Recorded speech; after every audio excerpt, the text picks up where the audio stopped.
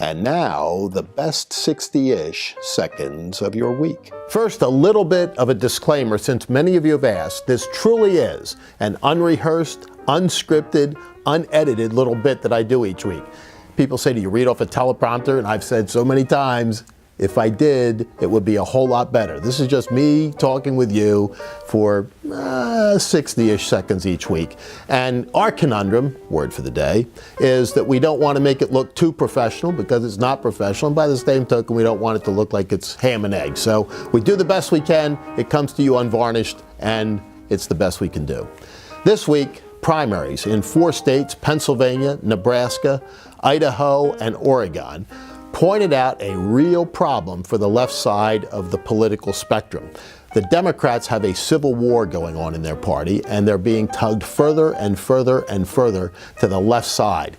The Washington Post, hardly a harbinger of conservative thought, said that the far left is winning the civil war within the Democratic Party, and it was in full view this week, not only in Pennsylvania, but in Nebraska, where a far-left candidate won the Democratic primary in the Omaha congressional district, which the Democrats thought they could take back from the Republicans, but are now left to scratch their heads in wonder. In Pennsylvania, socialists, these are not progressives or progressive activists, these are Marxist thinkers who won legislative seats both on the left side of the state in Pittsburgh, defeating incumbent Democrats, moderate Democrats, and in the right side of the state, open seats, but ones where the party and the unions backed a particular candidate and the socialists won them. So you're going to have to watch how that all plays out. Those are dark blue seats. Those are not going to be won by Republicans. In fact, I don't think, except in one, that there's even a Republican candidate involved. But the fact is, it spills over. And at the top of their ticket, the Democrats nominated John Fetterman, the mayor of Braddock, Pennsylvania, who, by the way, is a great guy on a personal level. I happen to really like him. But he's far left. Getting to the outside of Tom Wolf on philosophy is pretty tough to do. Wolf is the most liberal governor in America, and yet John Fetterman at 6'8" found space to the left side of Tom Wolf. That gives the Republicans a real opportunity because independent-minded Democrats and swing vote independent voters really aren't enthralled with the whole socialist model of big government, gigantic bureaucracies, and massive tax increases to support them. Most families think that when their budget gets a little bit bigger and the governments get a little bit smaller, that they're going to be better off for it. And they're right.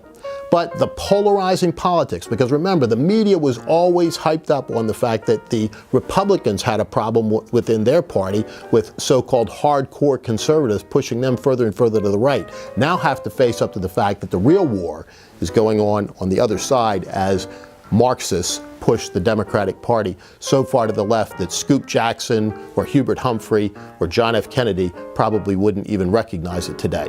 But all that polarization makes it tough to govern. Might be good for electoral politics some places, sometimes, but ultimately we need to get things done for the country.